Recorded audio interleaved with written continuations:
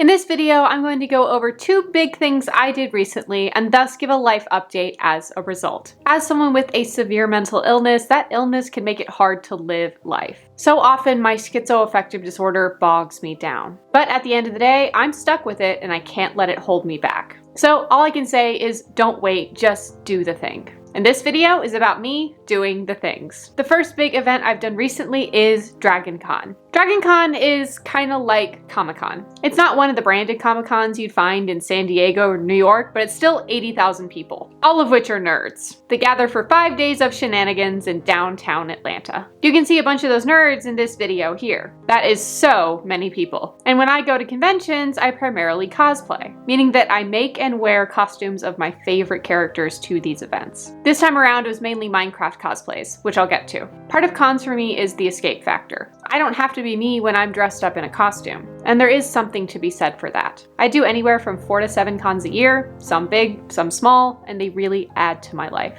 And I want to take a second and talk about one of my favorite things of Dragoncon subculture for you guys. You might have seen these little things called badge ribbons at conferences or other events. They're meant to go well on your badge to kind of decorate it. And this one is mine that I've been giving out for the last few years. I'll show it to you. This is not my Dragoncon badge. It's from another convention I did called Katsucon, but this is like one of the only badges that just has my ribbon on it, so I'm going to use it to show you. There's the ribbon. And if you can see it, if you can't see it, I should say, it says, "Bees are allergic to pollen, ... They develop hives, smiley face." And it's got my little like cosplay bee logo on it.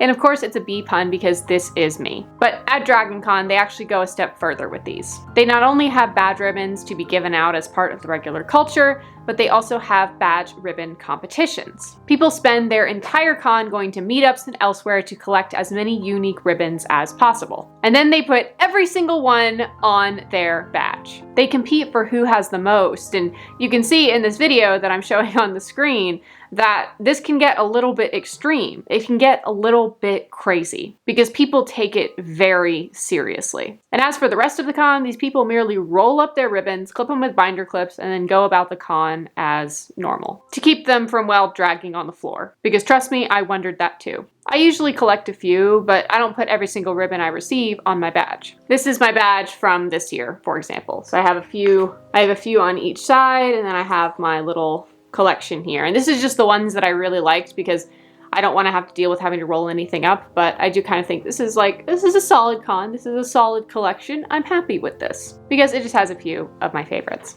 But I can't end this segment without showing the 2 big costumes I went with this year. The first was a creeper from Minecraft. The image on the left is what it looks like in-game, and the image on the right is me. The embroidery on this costume was done by my dad. He also made the hat of this costume, but I did everything else. And I think both of us ended up doing a really good job. And the little gray things on the skirt are gunpowder icons, which in Minecraft drop when you defeat a creeper, before it explodes in your face. Cool, right? I think it was a nice touch. And the second was an Enderman from Minecraft. Same thing here, character on the left is the character in-game, and the person on the right is very obviously me. What was fun about this one is that when an Enderman is defeated in the game, they have a chance of dropping what is called an Ender Pearl. And in Minecraft, when you throw an Ender Pearl, you teleport to where it lands. So during the con, I was giving out these little green pearls to people whenever they complimented my costume or asked to take a picture. And given another thing about Dragoncon subculture is finding and giving out small things called swag, this was a hit. But to conclude on this, I love Dragoncon.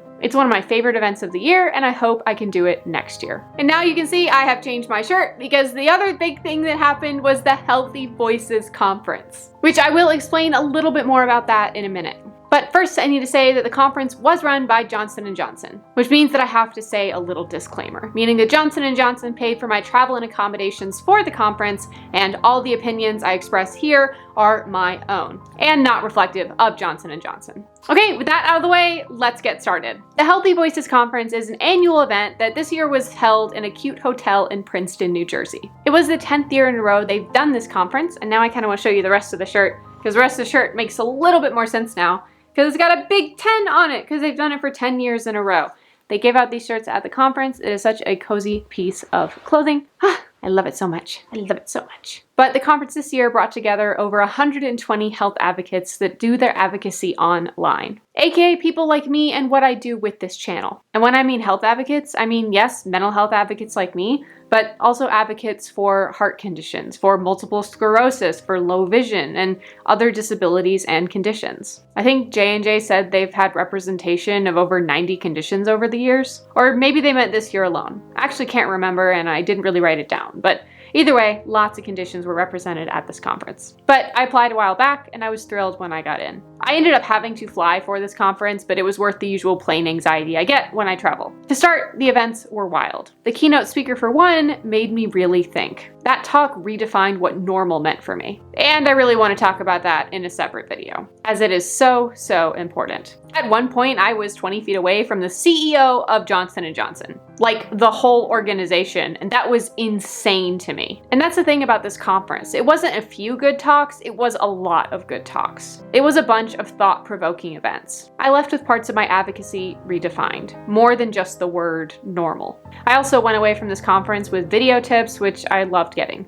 It was a lot of good programming. It was a lot of good speakers. And I just left feeling super inspired. But it doesn't stop there. It wasn't just talks, we also had performances. I wish I could play the audio from this clip, but it is unfortunately a copyrighted song. But see how everyone is dancing and having fun? This is sometimes what the conference got up to, and it was pretty entertaining. Stuff like this was really fun, and to go even further, there was an open mic night. People did comedy, singing, spoken word, and other things. It was even hosted by a drag queen. It was quite a variety, and I had a great time. So that was an awesome end to Saturday night. And I do want to say the first night, Thursday night, all the people in the neuroscience space had a dinner. And I got to meet some amazing mental health advocates right off the bat, and have some good food as a result. So going with that segue, the people were amazing. I made so many new friends from all walks of life, and got to meet some really cool people in person for the first time. I did spend the whole weekend mostly networking, as I do love me some good networking, but I also built deeper connections. I spoke in depth about mental health with other mental health advocates, like really nitty-gritty at times, and I felt less alone as a result. I felt happy and welcome, that I could